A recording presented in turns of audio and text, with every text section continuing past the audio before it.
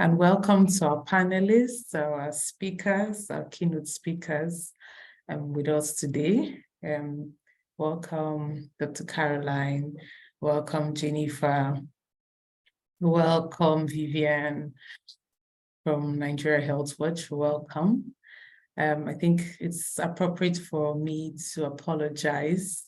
Dr. Ali Pate will not be able to join us today. He's otherwise engaged. He really wished he was here. So we apologize on his behalf. And I'm sure in subsequent series, he will be able to join us. But we'll have a wonderful time today. We're expectant for a very robust discussion. And we're looking forward to hearing from you as well on ways that we can expand vaccine access to Nigeria. Thank you again. We can see the introductions happening in the chat box. So we'll give some time for everyone to introduce themselves appropriately, and then we'll start. Thank you.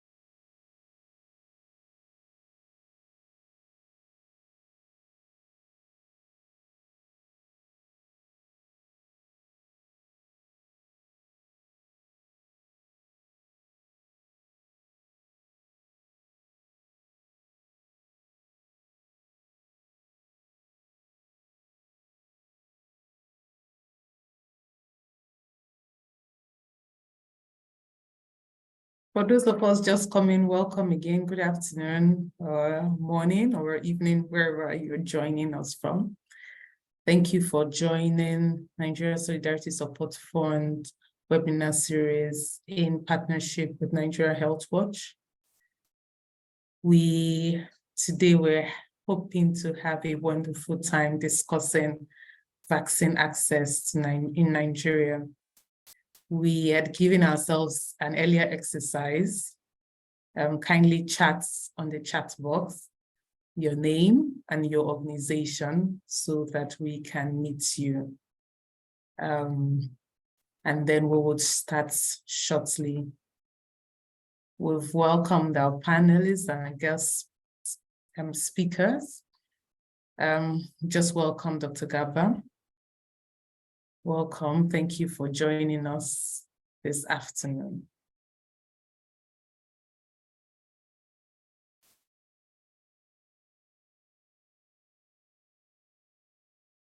We'll be starting shortly.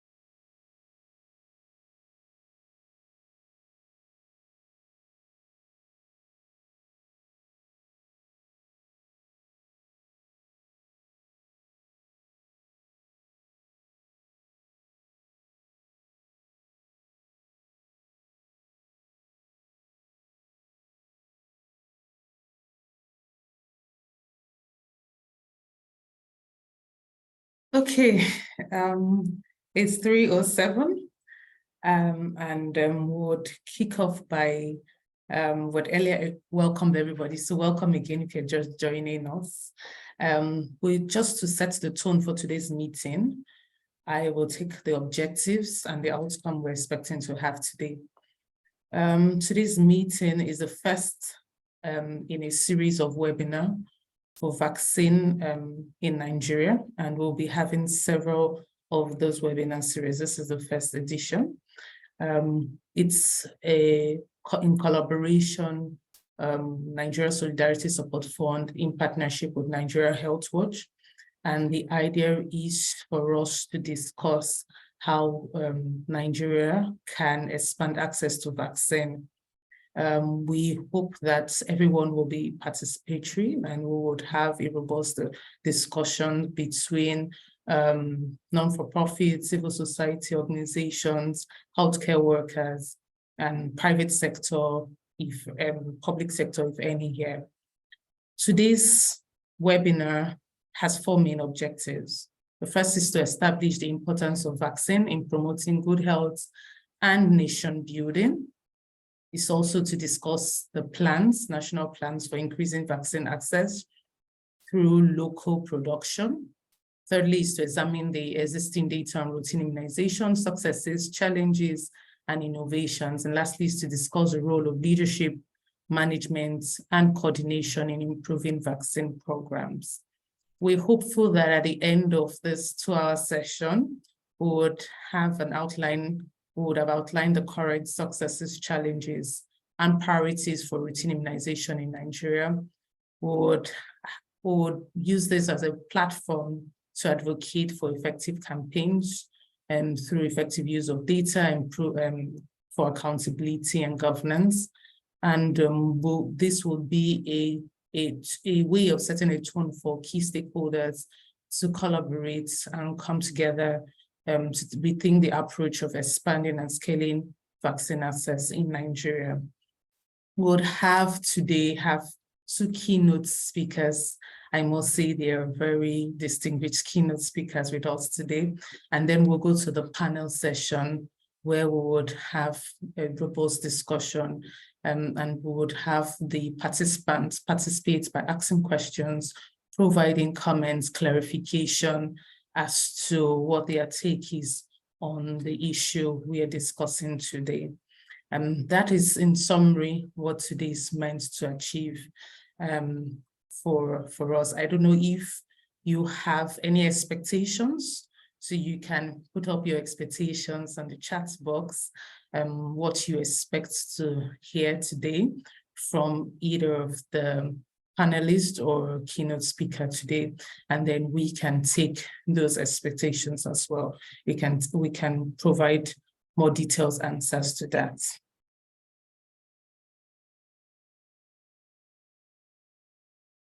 Thank you for being with us. Vivianne, you want to turn on your camera so we introduce you. Vivianne is our moderator for today. Vivianne, kindly introduce our speakers before we go ahead. Thank you. You're muted, Vivianne. Yep. Thank you so much. Thank you so much for that, Lola. Good to be here with all of you today. I'd like to, first of all, welcome you, as Lola did, to this important webinar session on vaccines. And as she mentioned, we have a very, very great lineup of speakers that I'll be introducing you to. So we're going to start with the welcome address, or Lola? So we have a welcome address. I think we're expecting Mr. Ihekweazu to join us. I don't think he's on the call just yet. So I think we'll go straight into the speakers. So the first speaker that I'd like to introduce you to is Jennifer Dent. I'll give you a brief overview of who Jennifer is. We're really pleased to have her with us on this panel session. So Jennifer Dent is a CEO of bioventures for global health. She facilitated partnerships across the private, government, and public sector involving more than 50 countries. And Jennifer leverages her international industry experience to tackle tough global health challenges with market-driven approaches focusing on sustainability, the scalability, and most importantly, priorities and needs as determined by African countries that organization works with. So she will be the first speaker, followed by Dr. Caroline Jehu-Appiah. Dr. Caroline is the Deputy Director, Health, Nutrition and Eradication for the Bill and Gates Foundation. She's based in our Nigeria country office with over 25 years experience spanning public health, nutrition, human capital development, and program management. And she's also responsible for advancing universal health coverage in Africa, a goal we're all aiming to achieve in Nigeria, so extremely important. Prior to this, she focused on supporting the Africa Development Bank's regional member countries and health system strengthening, financing reform efforts and private sector development, pandemic preparedness response, and mainstreaming climate change and green growth. Caroline has led teams and developed a significant portfolio of projects and innovative initiatives in the health sector. So we welcome you, Caroline. Caroline, is also mentioned, is a thought leader, and a very important partner in our health efforts in Nigeria. So without further ado, I'll invite Jennifer to start with her presentation. Sorry, Vivianne, we have, oh, okay. I'd seen Ihekweazu here before, so I guess he has dropped off. Okay, I've just seen he's back. He's back. Go ahead, Vivianne. Apologies for that. Okay, so we have our welcome address by none other. Welcome, Mr. Ihekweazu, who is a board member of the Nigeria Solidarity Support Fund. He will be giving us his welcome address. Welcome, sir.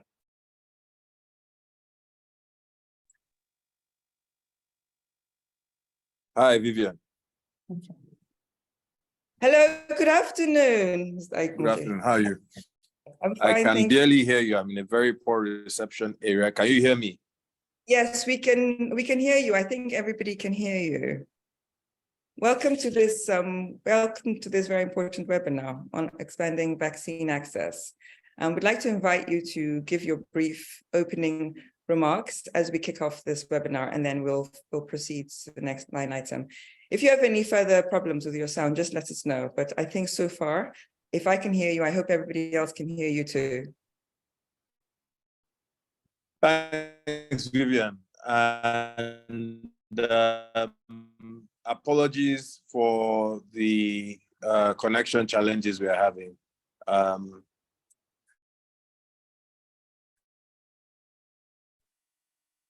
Well, it telecoms in Nigeria, I think, complain too much about the connection. Thank you for signing on to NSSF webinar with really the host of speakers that will be on array sharing knowledge and ideas, and looking forward to a really great conversation. I personally discussions on healthcare, I try to preface my comments, with the reality that I'm not a health expert, but certainly I am a human being who falls ill, and whose family members, friends, dear ones also, obviously live, by virtue of, the life that God gives us and the type of, medical care that is available to us, which we know is very much a matter of policy and wise decisions, both on the part of the public and the private sector. This discussion really is around the issue of vaccines. And if there's one thing taught us was the efficacy of vaccines as probably the most cost-effective way, to deal not just with pandemic issues, but to deal with health challenges that operate in the world at scale. Prevention is much better when it comes to medicine than cure, both from a cost standpoint and just the entire disruption to life that creative, approaches and solutions, demand. And so my expectation is that during the discussion that we will have, we will create a means of ensuring that when you look at Nigeria as a flag bearer of other African nations, when we look at the issue of vaccine access alongst many lines, not just, of course, respiratory viruses, but, in every respect, if it's polio and other things, I think this is a game changer for us. I want to appreciate the fact that African governments, and certainly the Nigerian government, is taking the issue of vaccines as a major health policy approach to addressing healthcare challenges at the heart of policy. I really like what is going on. And one other thing that must be said is the issue of the cost of vaccines and the issue of the distribution of vaccines. Of course, I mean, if we had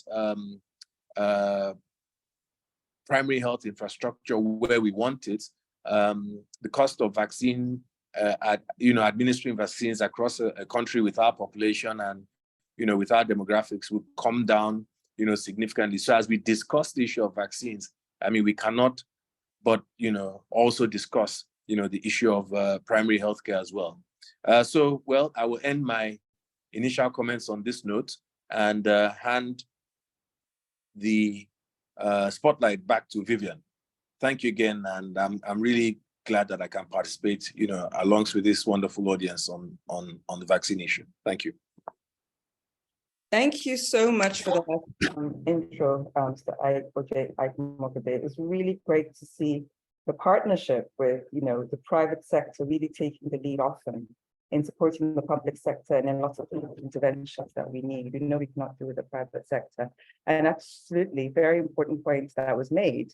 Immunization, really vaccines, is a global health and development success story and has saved countless lives every year. We saw how it supported the country in coming out of COVID-19 pandemic. And we see future progress in areas like HPV and now a vaccine that would support, girls who, potentially could have got cervical cancer, but making access to those vaccines are going to be extremely important. And not forgetting, of course, the exciting news of the malaria trials and the vaccines that will be introduced in Nigeria. So thank you so much, sir, for those points. I think we can now progress to the next session, which will be the two presentations that we'll be having. I've introduced the speakers, Jennifer Dent and Dr. Caroline Jehu-Appiah, who will be taking us through these brief presentations. But first, I will kick off with Jennifer. And in the meantime, as you listen to the presentations, should you have any questions, kindly drop them in the question and answer session, because we'll have that towards the end. And it will really help if you can just, if you can, please direct who the question may be directed to, because we will have four panelists later on. So without further ado, Jennifer, are you ready? So you can take it from here. Yes. Take your presentation so much. Thank you so much, Vivianne. And thank you, Dr. Fejiro. I want to thank the Nigeria Solidarity Support Fund and Nigeria Health Watch for hosting this important webinar. I am just going to share my screen now and just want to confirm that everyone can see my slides. Okay, so I have the pleasure today of kicking off the presentations with a general introduction focused on the power of public-private partnerships in driving innovation and access. So I'd like to start with a brief introduction to BioVentures for Global Health, or BVGH, for those of you that are joining us today that are not familiar with our organization. BVGH was established by BIO, the Biotechnology Innovation Organization, together with initial funding and support from the Bill and Melinda Gates Foundation 20 years ago to engage the private sector and cross sectors in programs and partnerships to improve global health. We currently work across 3 core strategic areas, including expanding access to cancer medicines and technologies. In Africa, Nigeria is one of our core countries, building clinical research capacity and specifically for clinical trials. We also work in infectious diseases through our Global Innovation Alliance and in capacity building and equipment placement across a number of initiatives.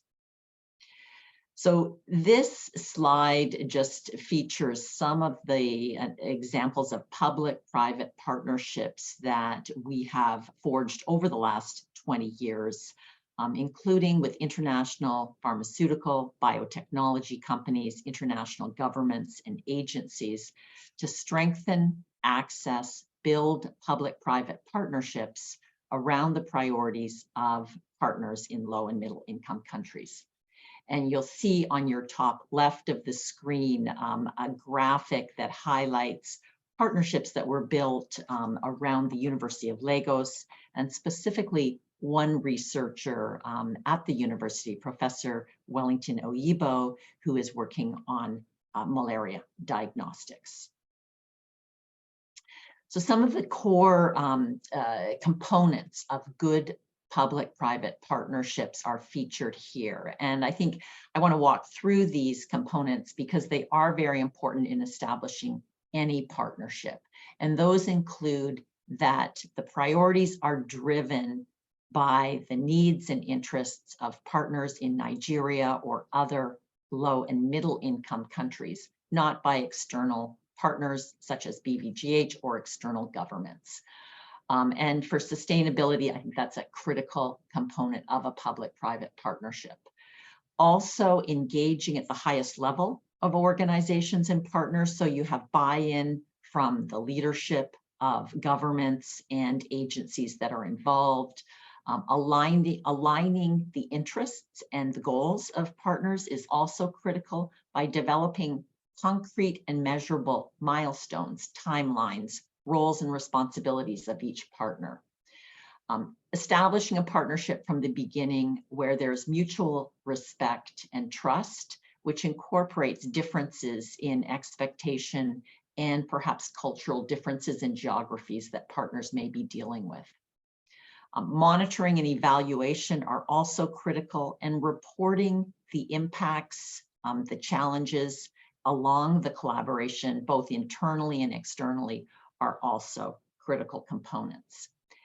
And I am going to, Vivianne touched on the importance of HPV vaccines, and I'm just going to feature a couple of case studies that highlight public-private partnerships that are relevant to Nigeria and Africa. And cancer, as I'm sure many of you know, is on the rise in Africa, and the continent faces a significant burden compared to other parts of the world. And that includes cancers like cervical cancer and liver cancer, where there are vaccines and prevention strategies that can be taken to prevent and avoid these diseases. So with that picture in mind of the burden of cancer, BVGH launched the African Access Initiative with 5 core goals, including establishing access to cancer medicines and technologies, strengthening healthcare infrastructure, training and building clinical oncology capacity across the cancer patient management professionals and patient pathway, also expanding advocacy and awareness, and addressing the cancer data gap by facilitating clinical trials. Partnerships are core to everything that we do within BVGH, and that includes partnerships established at the country level. We've been working with the Ministry of Health in Nigeria since 2017, but we also work with partners like leading pharmaceutical companies, including Takeda, Bristol Myers Squibb, Johnson & Johnson. Pfizer has also been an active collaborator in AAI, and regional partners like the Nigeria Sovereign Investment Authority that's investing in Nigeria in advanced cancer centers and diagnostic facilities. Partnering at the government level is important, but as I'm sure everyone knows, to get things done, you need to be working with the healthcare professionals and the leaders at the hospitals and that are based in the regions where communities are receiving primary and specialized healthcare. And this graphic just features a recent meeting that we held with the representatives from the Ministry of Health and leading cancer centers in Nigeria that set the agenda for all of our programs. And I want to just touch on a couple of case studies of public-private partnerships for this audience. Starting with a case study in Nigeria, in Rwanda, that targeted cervical cancer. This is a program that BVGH designed and developed with leadership of the First Lady of Rwanda and the Ministry of Health of Rwanda. And it targeted cervical cancer, which was piloted in Bugesera district. And this program focused on establishing HPV testing and visual inspection with acetic acid, precancerous treatment of women, and also triaging women for full care in Kigali. Partners included the Rwandan Ministry of Health, Rwanda Biomedical Center, Johnson & Johnson was a funder of this program, and Garda World was a local partner that helped with advocacy, communications, and provided free transportation for women. The components of this program included mapping, training healthcare professionals at the central and the district level, equipping healthcare facilities with the equipment and materials they needed to provide the services to women, promoting cancer awareness through radio, media events, vehicle wraps, and special days that were facilitated to increase the uptake of the screening services, and also launching the cervical cancer services to women at the health clinic and the district hospital and the tertiary hospital levels. We also built a robust monitoring and reporting system and a communication system to women that were screened. And we built this system with the Rwandan Ministry of Health to provide continuous communication and follow-up with women. The outcome of this program, which is still ongoing, has been quite significant. We've seen almost 7,000 women screened in Bugesera district. We're just ramping up to screen 4,000 additional women right now. Of those women, 348 women were treated with thermal ablation, 34 women were treated at the district hospital with LEAP, 46 women were referred for biopsy in Kigali. And we also offered clinical breast exam, which was conducted in over 1,000 women. And of those women, 200 women were referred to Kigali for urgent treatment. So just featuring the impact of a pilot program like this for screening services, but I think importantly to this audience, what we also modeled was how could we speed up achieving the WHO's cervical cancer elimination targets of 90% of women vaccinated, 70% of women screened, and 90% of women treated. And we worked in Bugesera district to model if we could actually catch up on HPV vaccinations, could we speed up the reaching these targeted goals? And we actually built a model to showcase that this could be accomplished. Unfortunately, this aspect of the program has not yet been implemented. Another case study is our African Consortium for Cancer Clinical Trials. And this is a component of the program to drive more international partnerships with sites in Africa that want to conduct research on their cancer patient population, and also to build skills and to deliver access through participation in international clinical trials with both academic and academic and industry partners. Through this program, we partnered with NAFDAC and specifically with the Director General of NAFDAC, Professor Moji Adeyeyi, to develop a training program and to engage her team to gain the skills and knowledge to evaluate clinical trials that would be appropriate for the Nigerian population specifically. And we worked with the US FDA, with cancer academic experts on clinical trial design from Princess Margaret Cancer Center in Toronto. And we had industry partners also participate in this training program. This was a 10-week digital program, and we're currently working with NAFDAC to design and implement a follow-on program. So engaging critical agencies in these initiatives, I think, is also important for broad awareness and sustainability.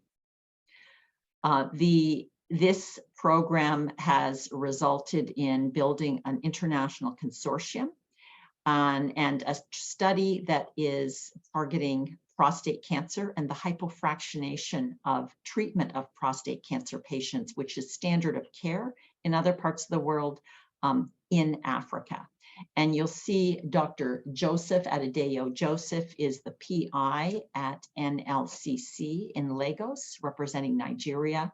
Full enrollment of more than 180 patients has taken place, and this study is looking to expand to other cancers where hypofractionated delivery of radiotherapy would be beneficial and is of interest to partners in Africa.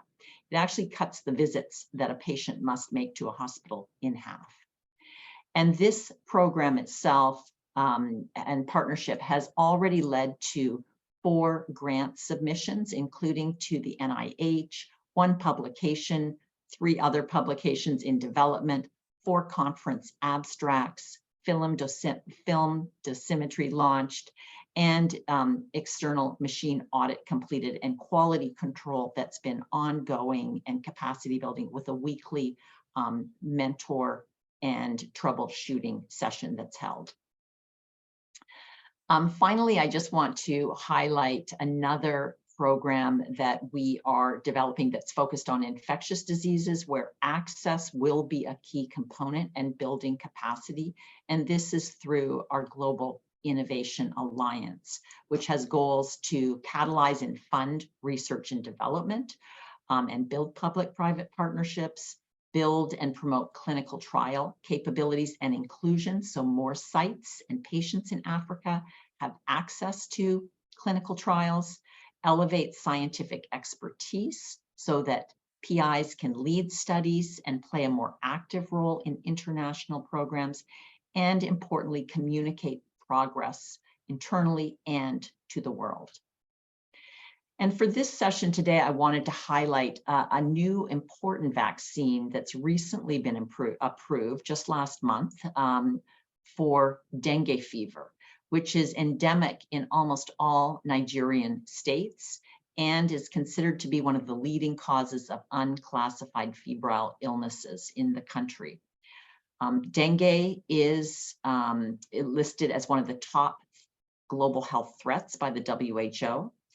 And importantly, Takeda is a company that has a very strong commitment to delivering access right to the CEO level of the country, and to developing access models that make their vaccine available for all patients. So thinking ahead about what might be relevant to Nigeria, Vivianne mentioned HPV, which I think there's a huge opportunity, but also I think dengue fever, and engaging a company like Takeda in programs and partnerships in Nigeria could also be important. And then lastly, I just wanted to highlight that President Biden recently hosted the US-Africa Leaders Summit in December of 2022. And Dr. Jill Biden, the First Lady, brought together African First Ladies to speak about using their platforms to improve healthcare and access. And there's a very strong commitment at the government level in the United States. In fact, today I'm traveling to Chicago and then to Boston for meetings with the US administration on extending the cancer moonshot to Africa. And vaccines and building capacity at the awareness at the community level and capacity at the primary healthcare level are also very important aspects of this initiative.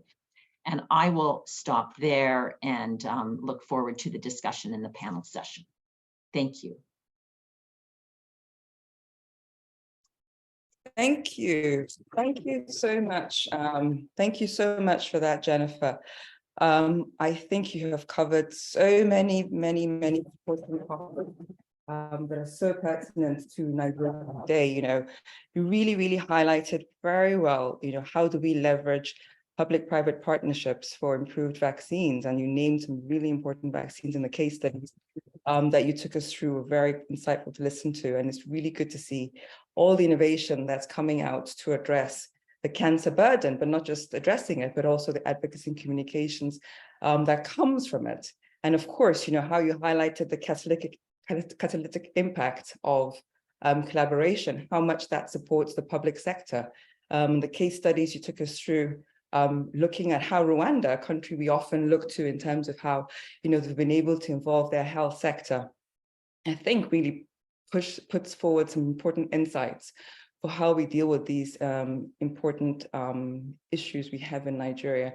And finally, it was great to see the first ladies meeting that they had in the US, really fighting against cancer. In Nigeria, we have a similar thing, the First Ladies Against Cancer, coming together to advocate for better cancer care, better cancer treatment. And finally, of course, dengue fever, we all talk about how, it's one of the neglected tropical diseases, and often many of them currently listed by WHO do not get, the requisite funding or support to see innovations and a new vaccine being developed for dengue fever. I think will be an important game changer for Nigeria. And we really hope that, we see the same with a lot of other NTDs that do not get, the requisite support, research or even innovation. So really thank you very much for that really insightful presentation. I'm sure, the audience, that our delegates may have some questions that they may want to follow up and ask. So I really invite you, all the different delegates, please add your questions to the Q&A session so that they can be addressed later on. And if there are specific things you want to ask, I'll speak to Jennifer about, please do so. So our next presentation is from Dr. Caroline. It's wonderful to see wonderful women in global health taking us through these very important health issues. And Dr. Caroline will talk about the impact of vaccines on global health and stability. So over to you, Dr. Caroline. Thank you. Good afternoon, everyone, and really delighted to be here, and greetings from Cape Town. And on behalf of the Gates Foundation, I would like to thank the organizers, Nigeria's Solidarity Support Fund, and also Nigeria Health Watch for organizing this important webinar on, improving access to vaccines, improving immunization coverage, which has been very dear and a priority for the foundation. And even though there's been some progress in improving coverage, immunization coverage, I think we're still below the 80% targets, and a lot more needs to be done. So next slide, please. Can we skip the outline? So this is just, a bit of the foundation's ethos, which is the foundation is guided by the belief that every life has equal value, and we work around the world to help all people lead healthy and productive lives. Next slide. So this is to provide a bit of a context. So globally, immunization coverages have stagnated and dropped. Immunization coverage in infants is now at its lowest in a decade. It's around 81%, and this has been due largely to the outbreak of COVID-19. And 25 million children are under the age of 1 did not receive basic vaccines. And there's been an additional 6 million since the pandemic. And almost all zero-dose children live in low and middle-income countries. And Nigeria accounts for the highest number of zero-dose children. About 2.2 million kids have not been immunized at all in Nigeria. So a little bit about, the cost effectiveness or the added value of immunization or access to immunization. So we all know that immunization is one of the most cost-effective public health interventions, and the return on investment, for every dollar you get $52 return on investment. But then Nigeria is also in a situation where, given the low health expenditure on health, a lot of the expenditure is out of pocket, which is around 77%, and happens to be the highest across Africa, compared to the 37% of out-of-pocket expenditure, which is the African average. And this is really unfortunate, given that Nigeria has the highest GDP in Africa. So it's really a paradox. So in a wealthy country like Nigeria, there's also so much poverty, because of the low health expenditure and the low health allocation. So very few states are on track to meet the Abuja Declaration. And as we all know, in Nigeria, health financing has not exceeded 5%, GDP allocation to health in more than a decade. And the expectation is that maybe with a new administration, that could improve. There are also denominator issues, that have impacted on planning and forecasting, and countries like Nigeria don't have the accurate population figures. The last census was done years ago, and the current census, which is being planned, hopefully would give us the figures, the denominator figures, and accurate population sizes for each of the states.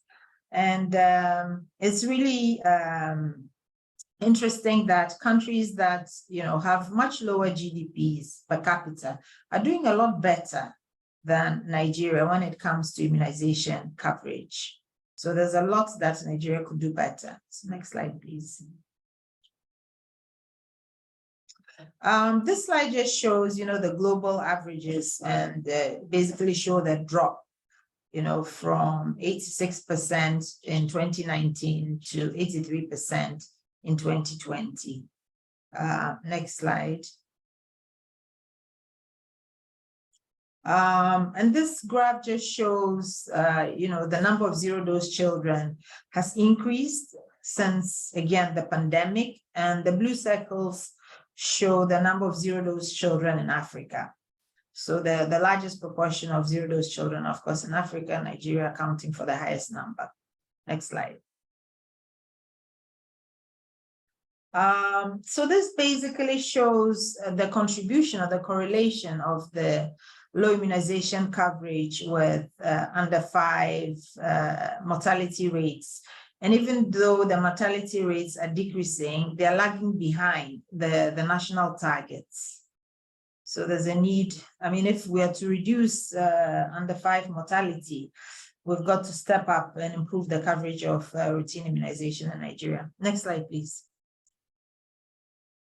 So this slide basically shows that Nigeria lags behind African countries across key indicators, and actually accounts for the largest disease burden, as a single country globally.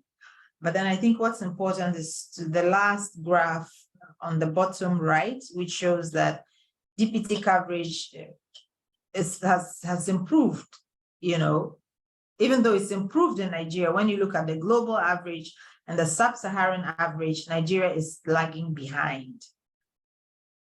Next slide, please.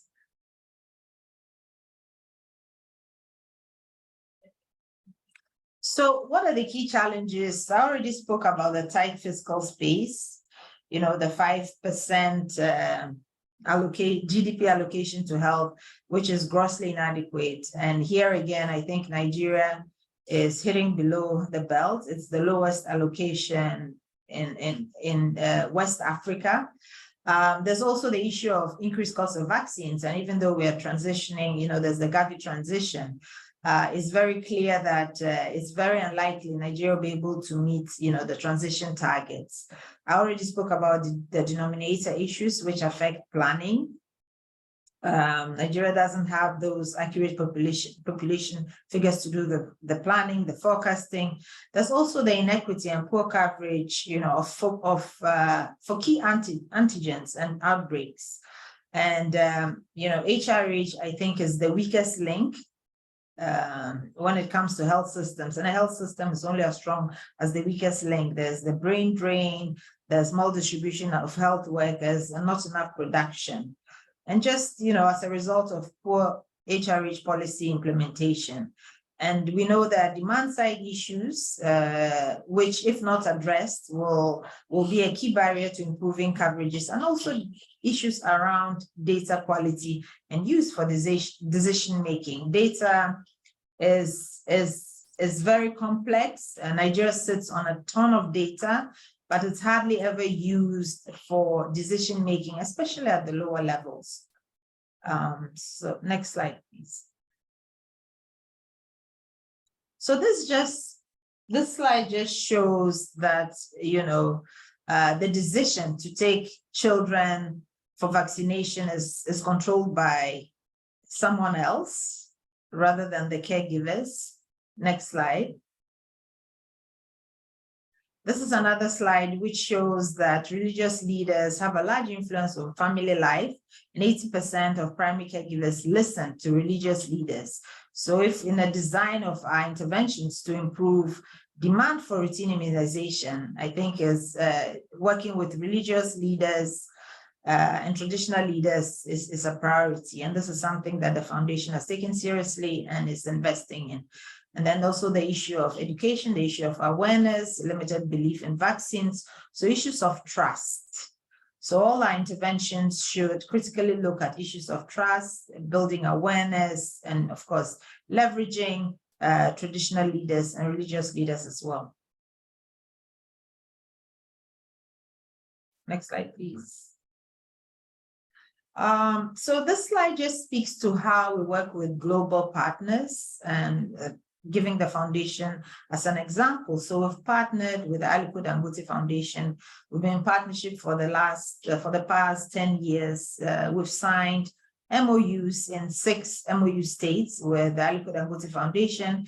We also have USAID as signatories, the FCDO. We have GAC Canada, UNICEF, as partners. We've been engaging government at both the national and state level, and we've also made sure that government is in the driver's seat. I think this is critical for ownership. And of course, this leadership of the health sector through various technical working groups.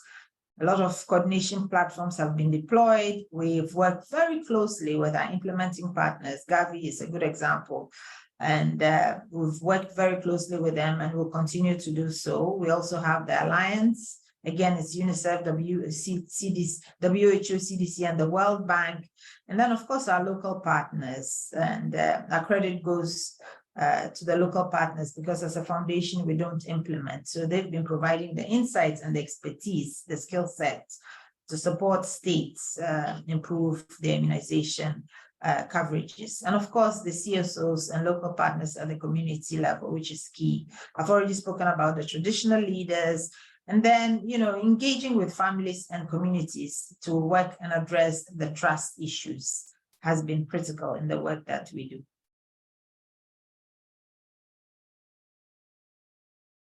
So to build community confidence, and this is something that we've prioritized as a foundation, especially in Nigeria. It will depend heavily, on addressing the individual and community awareness around around the benefits of vaccination, engaging community leaders and other gatekeepers at the household and community levels, addressing the gender dimensions is critically important.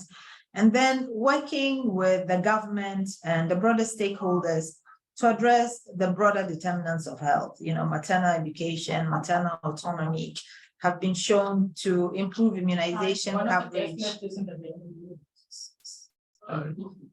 My apologies. Next slide, please. That's the last slide. Thank you.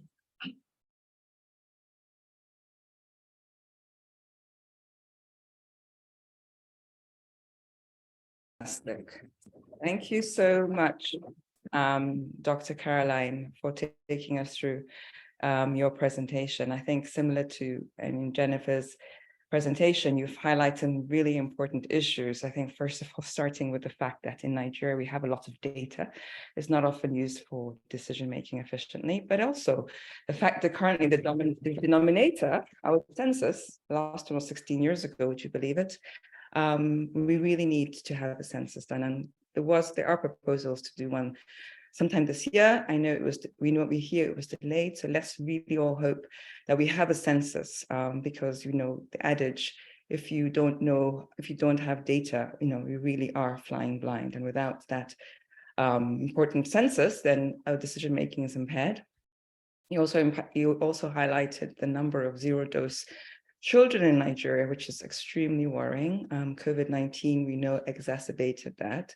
So while, there have been improvements in key indicators, for instance, DPT you highlighted, we're still lagging behind other African countries. And given the fact that we are a growing economy with a large fertility rate and more children, getting a grip on improving the number of children that access vaccines is extremely important, as we know that vaccines really are probably the best intervention that has saved millions of lives. The challenges, a tight fiscal space remains. The country will continue to face challenges. We've had some changes in government recently, which we hope will mean that more funds are targeted to health. That remains to be seen.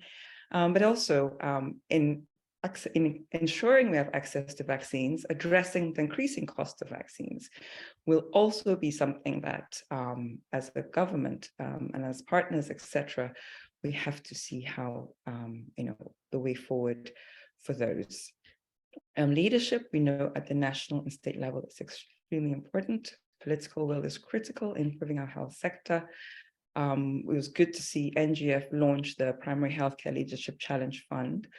And hopefully with that leadership, especially at the state level, we will see slow improvements, if not quick improvements, in our health sector. And finally, you're very right, Dr. Caroline, we are only as strong as our weakest link. And similarly, we are only as strong as our weakest health system. In Nigeria, we have real regional disparities in terms of health indices. So we really are only as strong as our weakest state in that sense. So really, thank you so much for that presentation. I think there were some really interesting nuggets that you shared. And for delegates listening, I hope you found that insightful. I'm sure you did.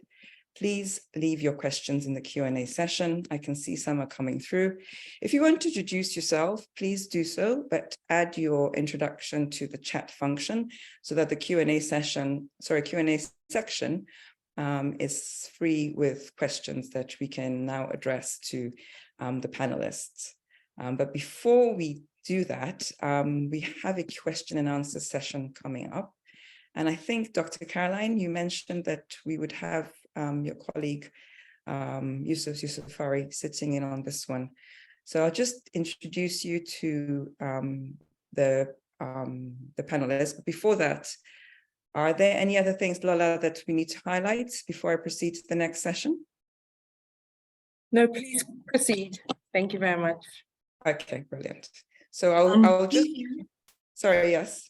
Yeah, so Vivian, so we'll have Yusuf, but he can only stay for an additional 20 minutes. So if we could prioritize, the foundation's questions first, that would be good. Okay, thank you so much for that, Dr. Caroline, and thank you so much for joining us, and hope to see you soon. So we'll start off with, I'll introduce you to who we have on our panel session, and then I'll proceed into the Q&A session. So today, for the panel discussion, we have Dr. Fejiro Chinye-Nwoko, we have Yusuf and Dr. Garba and Jennifer Dent. So we've had Jennifer speak already, and I've introduced you to her. So I'll just introduce you to the other panelists Just to give you a brief overview of who they are. Give me 1 second. Let me just get their bios. Fantastic. Okay, so we have Yusuf Yousafzai, also from the Gates Foundation, as Caroline mentioned. Yusuf Yousafzai is a senior program officer at the Gates Foundation in charge of vaccine delivery. He represents the foundation and helps to shape the Nigeria country agenda around routine immunization while engaging deeply at subnational level. We know that RI is very important, and he supports in working with some of the key partners, the Aliko Dangote Foundation, UNICEF, and USAID. He also works with the Seattle-based colleagues to leverage global best practice to support the government of Nigeria. Also on our panel session today, we have Dr. Fejiro Chinye-Nwoko. The reason we're all here today, she is the General Manager of the Nigeria Solidarity Support Fund that aims to support vulnerable groups, strengthen Nigeria's healthcare system, and reskill the Nigeria health youth. She's a qualified medical doctor and an accomplished executive. And so also we have today with us Dr. Garba, who is the Director Planning, Research and Statistics. He has extensive experience working with MPHCDA in a lot of their health programs. We heard Dr. Caroline mention the importance of data in driving health interventions, and Dr. Garba plays a very important role in ensuring that MPHCDA uses data effectively in its planning. So thank you all very much for joining this question and answer session. I will kick off with Yusuf Yousafzai. I think following on from some of the issues highlighted by Caroline in her opening presentation. So my first question really for you is, for Dr. Yusuf, is how do vaccine distribution and access affect equity and stabilization? And what can be done to ensure equal access to vaccines in Nigeria? Over. Thank you, Vivi, and thank you, everyone. So the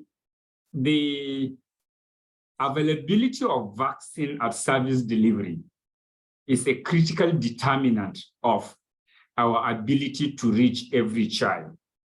And therefore, the team and the system have to look at it from end to end: manufacture, shipment, receipt in country, and then delivery to the last mile. So it's a whole end-to-end process, and across all the levels and tiers of the immunization program, there are different levels of government deal with that. But that's the most critical component. Some of you will recall sometime in 2013, 14, 15, the out of stock for vaccine at service delivery in some of the states is like 40%. And that's a critical determinant of how those states performed. The work that MPHCDA has done through the CCEOP and through working with critical partners at the state level has ensured that stock out has been reduced to the barest minimum. And that has helped in seeing some of the marginal improvements that we've seen in the immunization program performance. For us as partners, we've always worked with the government, help them in, for example, at the subnational level, help them in redesign of the system. In some of the states where we work directly with states, we've helped them to redesign the system, introduce private sector participation, where we have direct vaccine delivery, upgrading of the cold chain equipment availability at what level, saturation, which the MPHCDA has also done that with the other states using the cold chain equipment optimization platform supported by Gavi. And what are we seeing now? What we are seeing is we've seen increasing uptake of vaccines, and that will have effect on immunization coverage, like we have seen in the last survey, where for the first time in the last 10 years, we've seen coverage reaching the 57% mark. Over.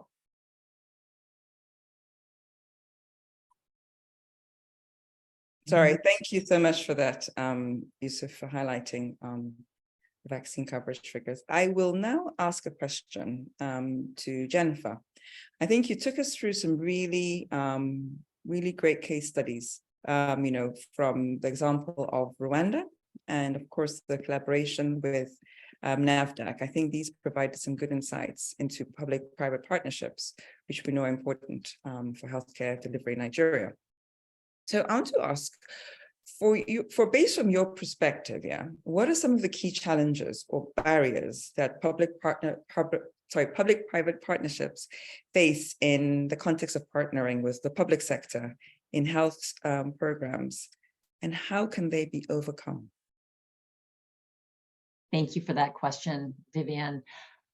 I think in the experience that we've had, and Caroline, I think, did a really nice job of highlighting some of the challenges in, I think, specifically working in Nigeria with perhaps not having that data from the ground level.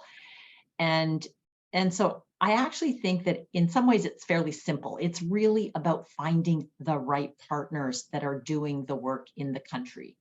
Because, to implement these initiatives successfully and in a sustainable manner, they have to be driven by local priorities. And, I think overcoming some of the challenges that were highlighted, being able to maybe pilot initiatives in a country like Nigeria, where very complex, the states are like their own little countries in some ways, and being able to demonstrate success with programs and working with those partners at the state level in the health leadership at the state level, but keeping the federal government informed, and then piloting with a specific hospital where, whether there's a vice chancellor, but a CMD, the leadership team are completely aligned with what you want to help to achieve, and then building that program from the ground up with that hospital team in that state. And Vivianne, you mentioned the FLAC, the First Ladies United Against Cancer in the country. I think that that's a very strong body to engage as well. And so I think selecting your partners carefully, making sure they're driving the agenda, and for BVGH being an outsider, that's, I think, even much more important. And then the communication, every step of the way. We communicate with our partners on a weekly, if not daily basis. And that's easy to do because in our experience, Nigerians are great communicators. You're getting a WhatsApp several times a day to update. So I think there's several components, but it's the relationships and building from the ground up.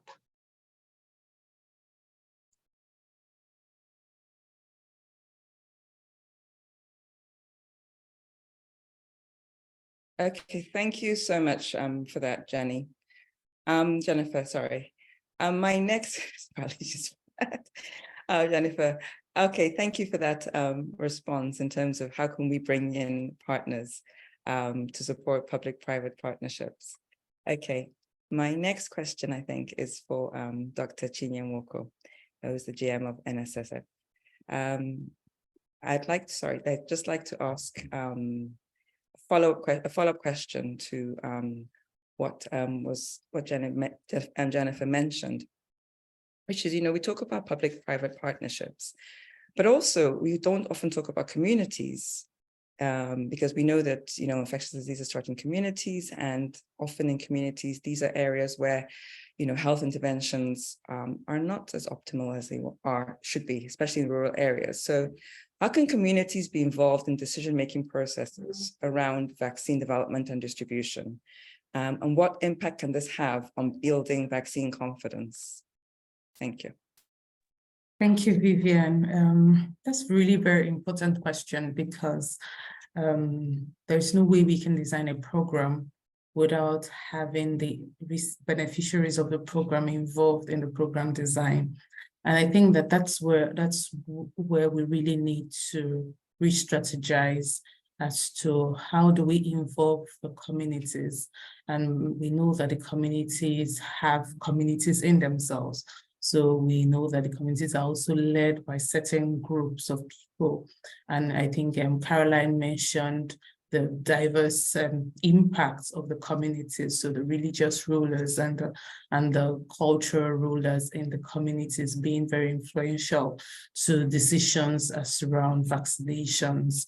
And we need to be able to involve the various stakeholders in the community while designing the program for access.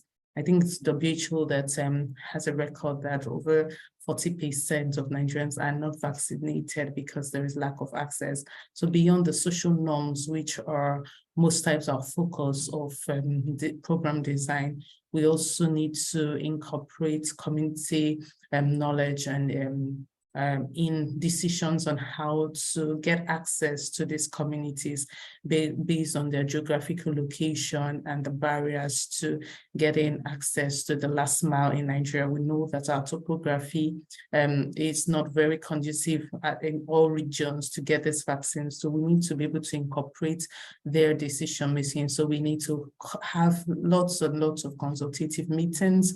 We need to get everyone into a room. We need to have a slower but more effective process. We need to test program designs rather than scale it up at a national level. We need to learn to pilot and tweak as we go so that we can make changes faster and more effectively. We need to organize an impact study of the vaccines and the consultative meetings we've had and how that scaled up access and on those communities. So I think this is very important, and I believe that the federal government being represented here will give us more insight to how this has been done in the past, but we know that there's a lot more work that needs to be done. Thank you. Okay, thank you so much for that, Dr. Chinye-Nwoko. And thank you for highlighting the very important role of communities. Okay, my next question, I think, is to Dr. Garba, Director, Planning, Research and Statistics.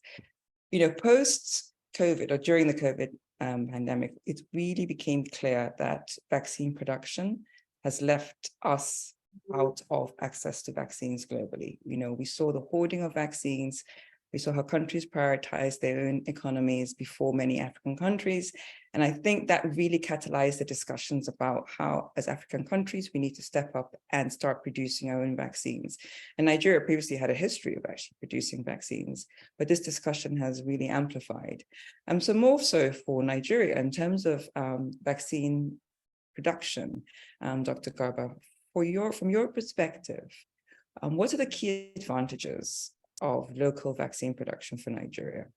And how can this help, in your view, improve vaccine availability and access in the country? Thank you very much, Vivianne. Colleagues from Nigerian Solidarity Support Fund, Nigerian Health Watch, panelists, good afternoon, everyone. This is a very beautiful but a very difficult question. The issue of local vaccine manufacturing in Nigeria not to be overemphasized. We saw how importation of vaccines affected polio eradication in the early 2000s.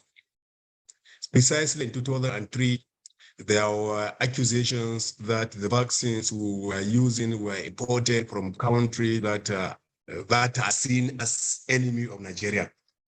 And so people were skeptical, because they wanted to see vaccines, you know, to say, yes, vaccines are either manufactured in Kano, in Lagos, in Plateau, FCT, or anywhere within the country. So that was a very big change. And I think that was one of the lessons that we would have used right from there, encourage, you know, local vaccine manufacturing. But be as it were, Nigeria in the 60s and 70s was producing vaccines in Yaba, and the plant is still there. So now the question is, why did we stop? And of course, one can say, I can think of so many things that has led to that kind of failure, if I should call it that way, if you should put it that way. The instability of government, you know, the economic situation, and so many other factors, you know, that has led to the collapse of the company. And now we want to reintroduce it. So now, of course, for the last 10 years, Nigeria has reactivated, you know, that move of local vaccine production. And that is why it went into a joint venture agreement with Mayor Baker, and that company we call Vaccine Nigeria Limited, for which my executive director, Professor Shahab, is board member, and of course I'm representing him on that board. So there is a move, and that move, has given Nigeria, being the government 49% share, and then the vaccine 51% share. The Mayor Baker in the arrangement. So that arrangement is ongoing bilaterally between government and vaccine. And of course, there are other moves. Even just as recent as 3 weeks ago, there was one company that came through the chief of staff, the president, and invited us to make inputs, toward the move of local vaccine manufacturing in this country. And we found out eventually that they are just vendors.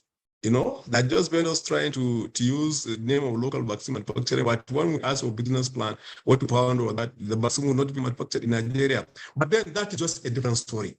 It is important that we have vaccines manufactured locally, whether it is by government, either by arrangement between government and partners, or arrangement between PPP, or whatever the arrangement is. It is very important. We have seen that lesson from COVID-19. When COVID-19 came and vaccines were manufactured, the manufacturers, but the countries and manufacturers kept their vaccines to their use. And of course, you cannot blame them. If I produce something and my population are also at risk, of course, I have to protect my population for others. So this is a challenge, and it is a lesson, not only Nigeria, but other developing countries that look. It is no longer waiting for somebody to be afraid. It is high time that we wake up. We really do what we can do within our context, within our environment, within our local resources, of course, in collaboration with our technology partners for those vaccines. So that move is there. I believe it's not only in Nigeria. Ghana is doing, Senegal is part of it. Of course, South Africa is leading the process. So local vaccine manufacturing is very paramount in our system now. And of course, whatever it is possible, we are going to do it. And remember, even just to encourage that local vaccine production, the 9th National Assembly appropriated 10 billion naira to support the local vaccine manufacturing, but specifically that is talking about COVID. And that's what really caused the problem. As I'm talking to you, to this moment, that money could not be accessed by either vaccine or any other local vaccine manufacturing platform in this country because of other political and so many other complex factors. But then everybody agrees, and I think you two agree with me, that we need to produce the vaccines we need. And of course, there may be some steps that we have to start with refill, and some basic things before getting the vaccines manufactured. Because if you look at the project, it is very capital intensive in terms of financing and in terms of technical personnel. It's very difficult. When we advertise looking for pharmacies with experience with vaccine manufacturing, we couldn't get.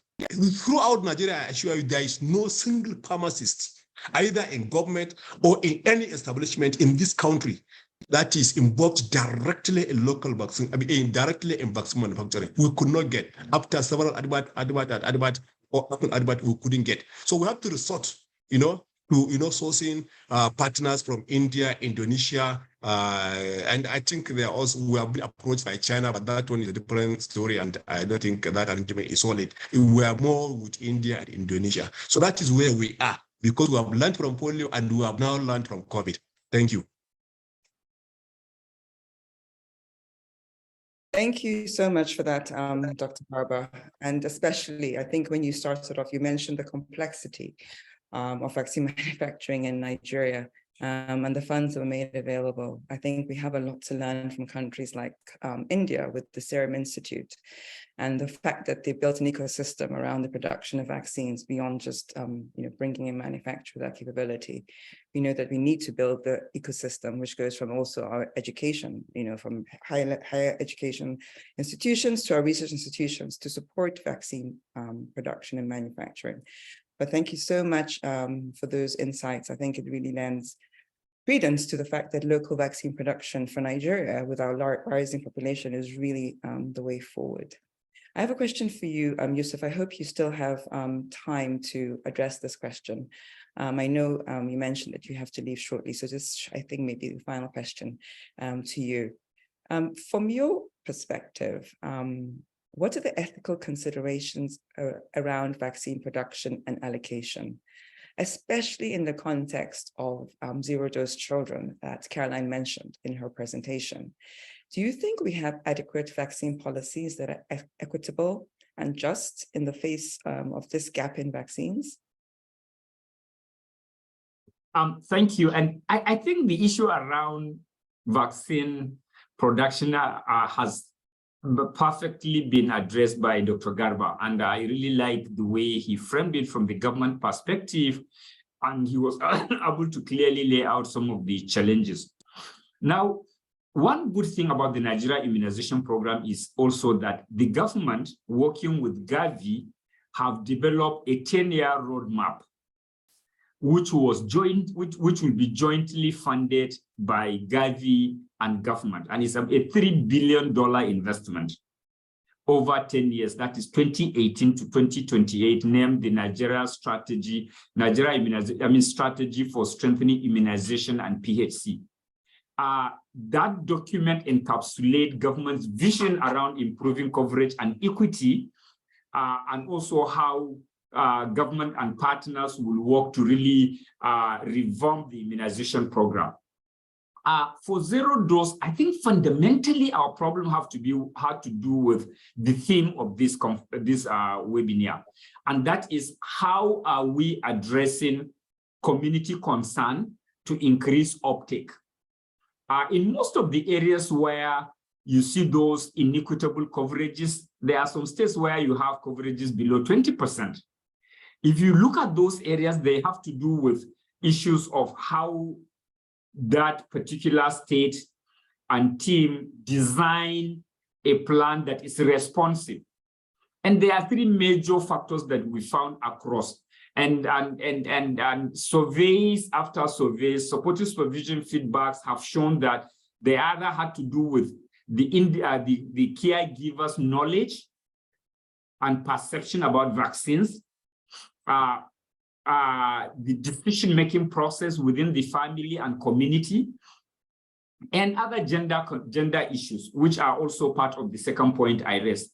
Now, the ability of the program to really use these insights to design context-specific intervention to address this, I think for me will be transformational, and that is how we can address the zero-dose conundrum. The sad thing about the zero-dose situation in Nigeria is that if you look at other countries, they were able to bend the curve. Ours have remained. We've achieved some improvements, but it's not commensurate with the size. And when you look at the birth cohort for Nigeria, annual birth cohort, that change is not significant enough to bend the curve. And so addressing community concerns is critical. Caregivers' concern is critical. But second is, how do we address the supply side? We know the government of Nigeria has done a great deal increasing their co-financing commitment and on track meeting their co-financing commitment the last 3 years, in spite of the increasing quantum of resources they have to put in. But there are other delivery mechanisms that we have to address, i.e., how do we reach the hard-to-reach areas? This is one critical component. Number two, how do we empower healthcare workers to design sessions that are responsive to community needs? When the sessions hold in the morning between 8 and noon or 2 p.m., the caregiver is in the farm in the rural areas, or she's in the market trying to sell her goods. And so by the time she comes back home, the sessions have closed. And so how do we really begin to empower healthcare workers to design sessions that are responsive to their communities where they serve? Are there other delivery models that we can develop that are context-specific, that the healthcare worker designed together with the community he or she serves? Now, for me, these demand and supply side dimensions will be critical in how we improve access, how we address inequity in our coverage, and then addressing the broader zero-dose question. Thank you. Thank you for that, Yusuf. I think you really highlighted some of the challenges in addressing the zero dose, especially the fact that local communities and states have to play a larger role in designing solutions. I mean, I think what you spoke to speaks to a human-centered design approach to immunization programs. So what does the community and the caregiver actually want and need in order for them to be able to take their children for vaccines? You know, sometimes we talk about taking the intervention to where the audiences, so whether we redesign and take the vaccines to farms or to markets, that's, I guess, is partly what needs to be addressed in terms of, you know, meeting the needs of these, you know, zero dose children, as, you know, we see the rising number of them. And that will remain a challenge in ensuring we have adequate coverage of vaccines for children. So thank you so much for that. I'm not sure if you're able to stay on any further, Yusuf, or whether you have to drop off. Actually, we are going out for another event, and the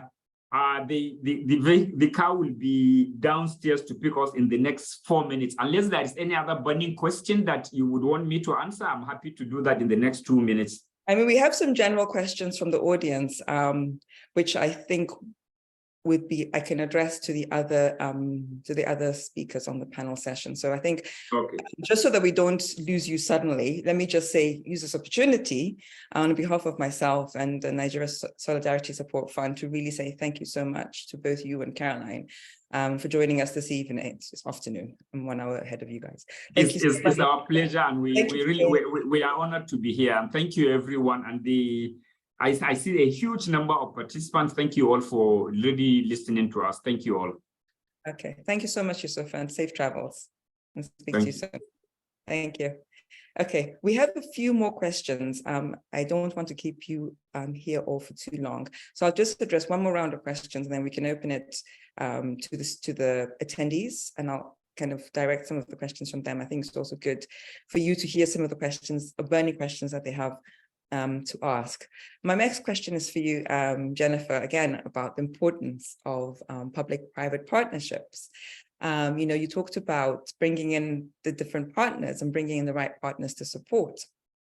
But in addition, how can public-private partnerships support capacity building efforts, especially in a country like Nigeria, to strengthen healthcare delivery and management? Thank you. Thank you, Vivianne.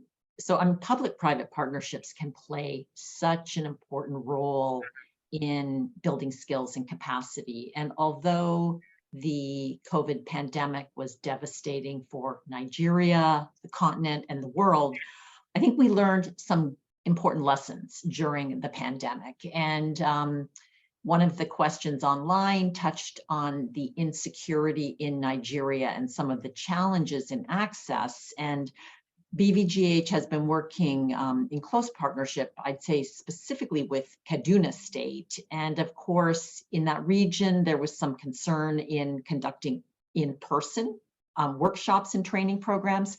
So even prior to COVID-19, we had started to implement digital mentorship, digital training programs. And during the pandemic, we scaled that up. And so I think there's a lot that can be managed very effectively, both digitally and in person, by, again, understanding the needs for building skills and experience from the ground up. What are those gaps? I think it's really critical to have self-defined needs and gaps, and then identifying like-minded international experts around the specific topic and figuring out how can we share knowledge? How can we expand and build skills? And we've developed several platforms to do that, many of them driven by Nigerian healthcare professionals and researchers, including, just as one example, a Workplace by Facebook, or Meta now, platform for diagnosing cancers. And this is a pathology platform where we have Nigerian pathologists and fellows posting. Now, this is not giving advice on specific cases, but posting examples of what they're seeing. And because of the time difference, experts in the United States and around the world can look at these cases, they can share de-identified slides and information, and they can discuss almost in real time, how they might interpret this situation and to consider diagnosing. So there are platforms, there's technologies where knowledge sharing can be provided, capacity can be built. And that's something that's ongoing now. Industry is very keen to support these programs. I think as so many people here know, companies are investing in Nigeria. So although we're hearing, and I think Caroline did a nice job and Yusuf about some of the challenges, companies are investing in Nigeria. So they want to build capacity. They want to build public-private partnerships around access. So it's really kind of defining the needs and meeting with those partners, establishing mutual interest, and then mapping out milestones and goals and staying on track to actually measuring, evaluating, implementing those programs. Oops. Thank you so much. Thank you so much for that, Jennifer. Just, highlighting your last point about companies investing in Nigeria, I think, sounds very clear that especially in healthcare, they're playing the long game in investing in the country, despite current challenges, which sometimes can seem, on the ground, quite overwhelming. But it's good to see the innovation and those investments and see how they support our health system in the future. So thank you so much for that. My question now is to you, Dr. Chinye-Nwoko, as the general manager of the Nigeria Solidarity Support Fund. What future plans and strategies does your organization have to further expand vaccine access and reach to more communities in Nigeria? Thank you. Thank you, Vivianne. Thank you so much for moderating this session so far. Yes, we are here to support the Nigerian government to increase vaccination in Nigeria. And we really want to do this because of the gaps that we've seen. It's been, I think Yusuf spoke to the 10-year plan between Gavi and Nigerian government to fund vaccines for the next 10 years, which ends in 2028. And we're in 2023. Our statistics is still at 35.6% of the first year of live vaccines in Nigeria, and our targets, I know Caroline said 80, I know WHO said it's 95%. So there's still a huge gap, and we need to close that gap quickly and fast. And Nigeria Solidarity Support Fund is bringing the private sector partnership with the public in funding vaccine programs to reach the last mile. What we have done is to partner with the Nigerian Primary Healthcare Development Agency, even as they implement the strategy for immunization and primary healthcare system strengthening for the states. We worked with them to strengthen leadership and governance in healthcare and focusing on immunization in primary health care. We have worked with them to review the financial mapping of funding for routine immunization across Nigeria. And we're working with them to be able to fund underfunded states in Nigeria that need funding to implement programs that would increase access to the last mile. And we're funding states that beyond funding also have a very poor performance so far. We've identified the states and we're working with them to make sure that we fund the routine immunization activities and we increase the coverage in the states. We're also working with them to roll out the HPV vaccine that's just coming up. We're doing that through our program, our youth campaign program that we have annually, the We Nigeria program. And this would focus on raising awareness for the HPV vaccine for teenage girls in Nigeria across all 36 states in Nigeria. And this will complement all of government activities and efforts and all other stakeholders. We know that we can't work alone, and that's why we organize this webinar to speak to as many people who are in this space to work with the government to increase the vaccines. So this is what we are doing currently. Thank you. Thank you so much, Dr.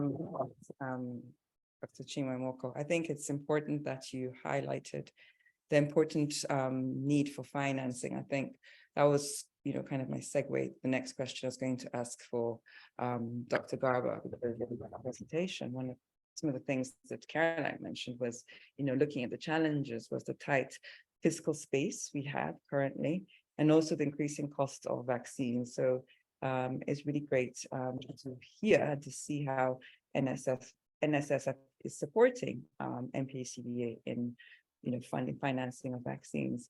My question actually is on a follow-on for that to you, Dr. Garba. Based on some of the challenges were highlighted, the question was answered. From your perspective at NPHCDA, how can Nigeria ensure sustainable financing and funding for routine immunization access networks, particularly in the face of competing health priorities and limited resources, and as the country seeks to transition out of the Gavi funding that we currently accept? So how can we ensure we have sustainable financing and funding for RI? Thank you.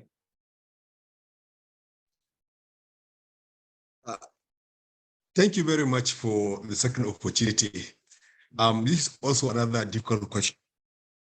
But then somebody will also ask, in the early 90s, we had vaccines and we even reached universal child immunization.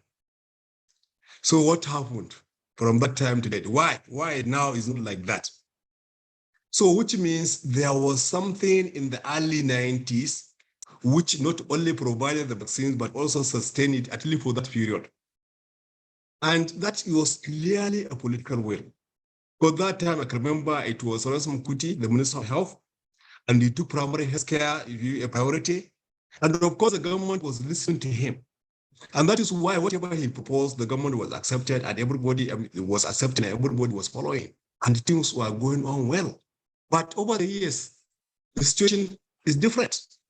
So now, having found ourselves in circumstances where we have global economic downtime and we have several conflicting priorities, we have competition within the health sector itself, we have competition outside the health sector itself, and the fiscal space is reduced. Now, what we need to do to ensure that with whatever the competitions are, immunizations is sustained and the funding is also maintained.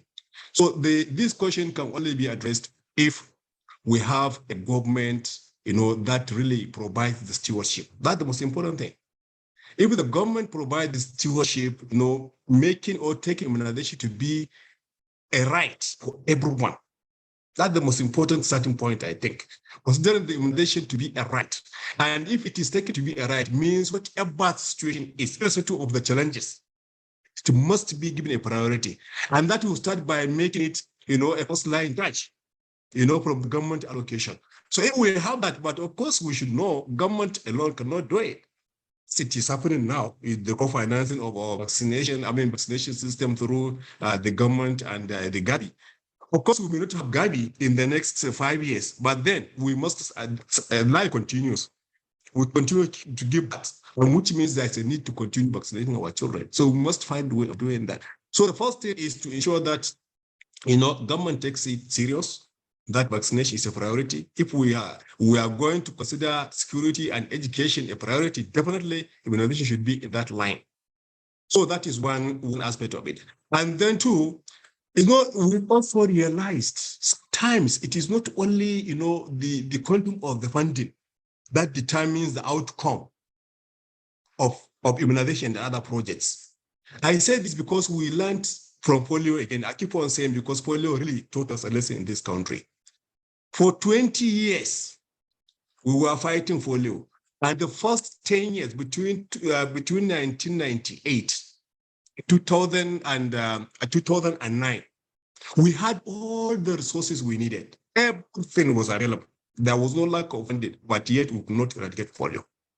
But from 2009, when we introduced a coordinating mechanism that ensured, program accountability and oversight, even with the constricting, fiscal space, we got polio eradicated. That is through EOC. So what I'm saying is having the funding is one aspect of it. And utilizing the funding judiciously is another part of it. So this must go together.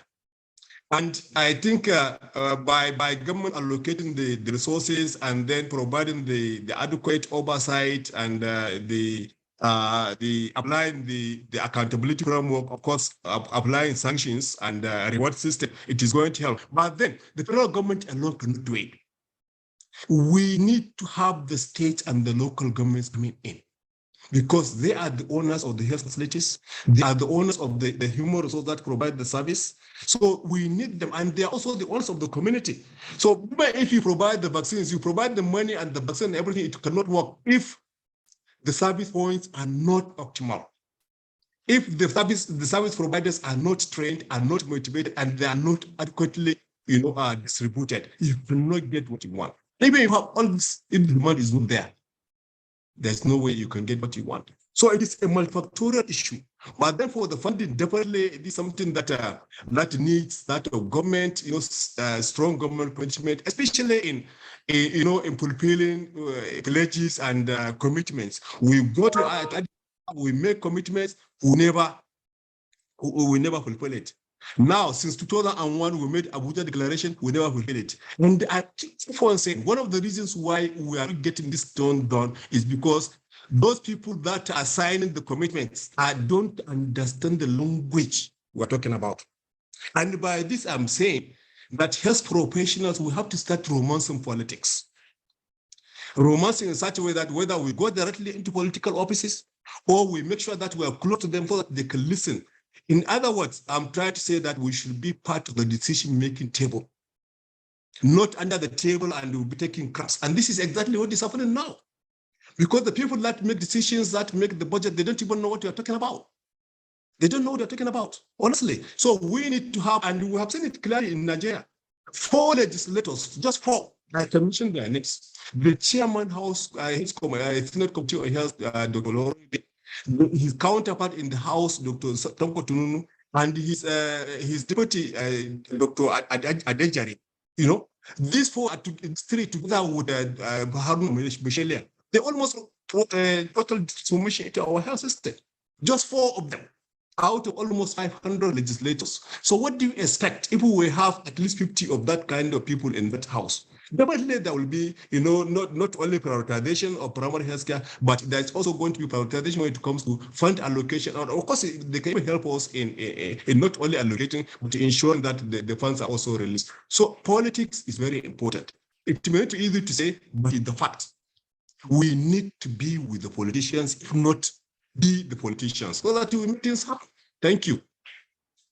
Thank you so much for that, Dr. Garba. I think one of some of the important points you highlighted is the important need to have all the important decision makers sitting together at the table, making those decisions that influence our health sector and ensuring that they have the requisite knowledge in knowing what to do, especially when it comes to allocation, but not just allocation, but release of funding. So thank you very much for your submission. My next question, I'm going to actually open it up. I think we've had a couple of questions I've asked to the panelists. And as I mentioned, we have quite a lot of questions from the attendees, and unfortunately, we can't get through all of them, but I will spotlight some of them so that we can direct them at the speakers. The first question is actually from Professor Tomori. I think some of the questions have already been answered by Jennifer and others. So thank you so much for answering those questions directly. But this question from, I think, Professor Tomori, I think it's an important one for all those who don't know.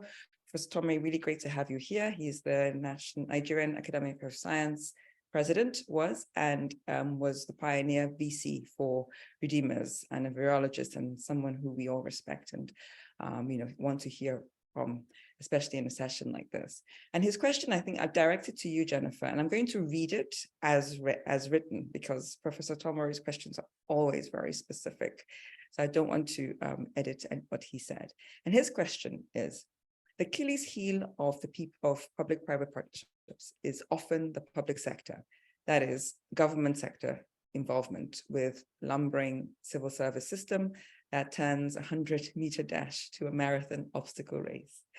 How do we get the government bureaucracy system to oil and not be the spanner in the wheel of progress in virtually every sector. But I think for us, we're talking about health. Thank you. Over to you, Jennifer. Thank you, Vivianne, and thank you, Prof, for that well-said question. So in my limited experience, I think politicians in Nigeria are not unique. Politicians, and I hope we don't have politicians on this meeting, I don't think we do, but they can make things more difficult. But politicians care about their reputation and being successful and looking good to the people. And so that's where I think politicians want to jump onto something and take credit for something when something is going well and making them look like they're doing their jobs well, because of course they represent the people. And so this is where I think there's a real opportunity to build these public-private partnerships, these programs based on what the people need, what the people want, what the healthcare professionals want to deliver, and get programs going with a small pilot and with having some very concrete milestones and objectives so that you can measure out and track some key success milestones.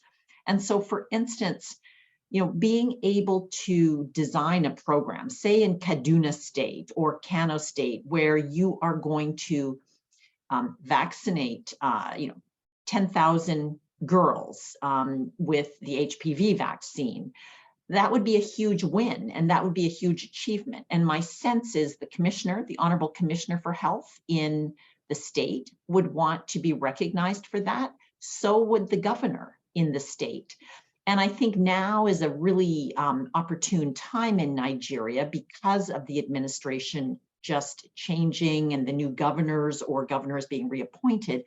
I think there's a time ahead where, if there's strong opportunities at the hospital, at the implementing organization level, programs could be put together quite quickly with these milestones and deliverables, and then give the credit to the politicians. I think then they'll really start to sprint and there won't be so many barriers because they'll want to take credit. Vivianne mentioned the FLAC and the First Ladies Against Cancer. I think First Ladies, in my experience, Nigerian women, very influential of their partners and spouses. And so their voices, I think, can play a critical role as well. So finding the right state to pilot, to implement, and mapping out and getting it done, because nothing will ever be laid out and perfect in Nigeria, right? I mean, there'll always be some obstacles, but getting going, I think, is really key. Okay, thank you. Thank you very much for that. And when you mention doing something and allowing the politicians to take credit, I think I alluded to after Dr. Caroline's presentation, the NGF's Primary Healthcare Leadership Challenge Fund, which really is a great platform to do that very thing, rewarding governors for actually supporting and investing in the primary healthcare system. But similarly, you're very right. It's always good to create platforms where the politicians see from their perspective why it's good to invest in healthcare, but also appealing to that thing which is important to them, which is appeal to their audience and their citizens. So thank you so much for that question. I'm going to ask one final question, and then I'll hand it over to Dr. Fejiro or to Lola. And my question is for you, Dr. Garba, and for me, it's a really, really great question. It's from Ihekweazu. And she has raised a very, very important question, and it mirrors some work that I know other organizations are doing in this very area, which is how do we find ways to reimagine and revamp up access to vaccines? And she gave a very, very strong justification, which is very true, which is 70% of health-seeking Nigerians access healthcare services through the private sector, which is very true. In most rural areas, we have PPMVs, community pharmacists, and they are vendors that make up a lot of healthcare access. And we see a similar thing. And actually an organization, there's a current intervention that's been implemented by Society for Family Health working with CPs and community and PPMVs to scale up access to family planning services, the Integrity Project, where they use PPMVs and community pharmacists to scale up access to family planning services. So similarly, the communities trust these providers. How can we integrate them into routine immunization programs? Over to you, Dr. Garba. Thank you. I think the questions are many, but you just blocked it into one. But I'm sure if you look at what you said, the questions are not only one question. But let me take it ensuring that vaccines reach the people, whether using private or government. You see, let's face the reality. Where you can get something of the quality you deserve and at no cost to your pocket, if you can get that one, definitely you cannot opt for where you will go and pay. And you are not even sure of the quality. You see? So what I'm saying here is, yes, I agree. Private sector provide, play a major role in healthcare, especially in primary healthcare services in some parts, mostly in the south and eastern part of the country. It's agreed. But then, are the people accessing the private healthcare at will? Do they really do it by force or by choice? That's the question. You see, so I strongly believe they go and buy because the free one is not there. If the free one is not there, of course you won't go and spend their money. So that is why we conducted our PhD summit last year in March. Tell the country, to tell the world the truth, that the investment into the private healthcare system is suboptimal. And that is why you have a decayed infrastructure. And of course, nobody would like to go to a place which is not befitting. As you enter, even the odor will try to make you nauseated. Yes, as you are consulting with the patient, you are sweating, the doctor is sweating, patient is sweating, everybody is sweating. How do you expect in that kind of environment to acquire help? Let's be sincere. So that is why we held a PhD summit to tell the world the truth, that the investment in primary health care is just suboptimal. And we just have to pay attention to it because it takes care of between 60 to 70% of our health problems. And if we can do that, definitely we'll reduce the burden on secondary and tertiary institutions who should concentrate on research and trainings so that the difficult ones can be referred to them while private health care taking care of the other thing. So if we have, and that is why we brought our point agenda, at the center of which is to ensure that we have infrastructure, befitting infrastructure, where you and me will be comfortable to go to our backyard any point in time or take our family for any service we need. Now it is lacking because we are talking about over 30,000 PHCs in this country. I assure you, less than 25% provide reasonable service that you and me may appreciate, not even to say it is to standard. So you see, we have to face the reality. We have to make capital investment to ensure that we have the right infrastructure and equitably distributed, as well as the human resource, because it's the most important thing. What is obtained now is you go to states, or you go to states and local government, you go to PSCs, you will see that a health center in the urban setting, you have about 20 or 30 workers there. But by the time you go, as you go to the periphery, the more you go, the more the number reduces. So there's a skewness in the distribution of even the current health personnel that we have. So the human resource is very important. And even where they are, what happens to the skills? What happens to their motivation? Are they really working? Is somebody providing them? So all these things need to be put in place to ensure that primary healthcare is strong enough, and that will attract the confidence of the public. And that is the time when you will say yes, whether people go to private or they go to public. But now they're driven. I think they're going to private by force because the public one is not available.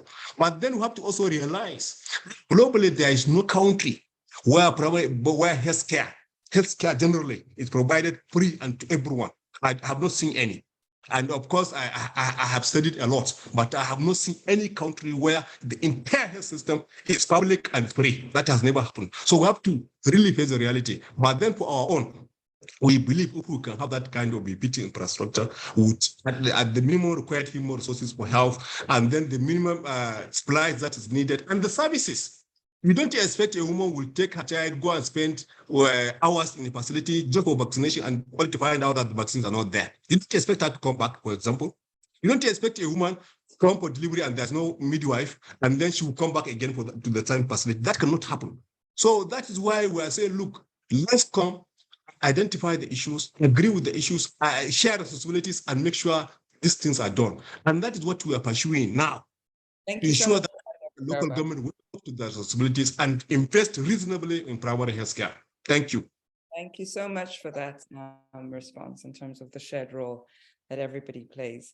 We've come to the end of the question and answer session. Apologies that we weren't able to take more questions. I think there is a lot more to be discussed on this topic of expanding vaccine access. I think it's something that's dear to all of us. So I unfortunately have to end here because we are running out of time, but I wouldn't want to leave without saying thank you so much to our distinguished panelists, Jennifer Dent, Dr. Fejiro Chinye-Nwoko, Dr. Garba, and Yusuf Safari, who were our very distinguished panelists. I will now hand it back over to you, Dr. Chinye-Nwoko, to do the vote of thanks and to close out this important webinar. Thank you so much. Thank you so much, Vivianne, and a warm thank you to my distinguished co-hosts for today. You've done a fantastic job, just bringing out the salient points. Thank you, Vivianne, for this. And thank you to our attendees for staying till the end of the session and for engaging in the chat and the Q&A session. We apologize again for not being able to take all the questions, but I'm sure one way or the other, some of your questions would have been answered by the panelists. Thank you for attending, and we're hoping that this conversation has been insightful to you and that it would affect the way you advocate for help or you implement health service. Thank you especially to our keynote speakers, Dr. Caroline and Jennifer Dent. Thank you to our panelists, Dr. Garba. Thank you so much, really passionately speaking to how health system needs to be strengthened broadly for us to see impact, sustained impact in any of the disease areas. Thank you so much, Dr. Garba. Thank you, Dr. Yusuf, for being here. I know you've gone, but thank you in exception. I want to thank my board member, especially Mr. Ihekweazu, for coming in to give us the opening welcome address. And this is also inform everyone that we would have subsequent sessions in the future. And please, just we would come again to your email. Please join us for this conversation. This really advocacy goes a long way, helping us shape the way we think, helping us shape the way we design programs, helping the government rethink and reimagine how to do things differently in the health system. So thank you so much, and stay tuned for more webinar series. Thank you, everyone, and have a wonderful day. Thank you. Thank you.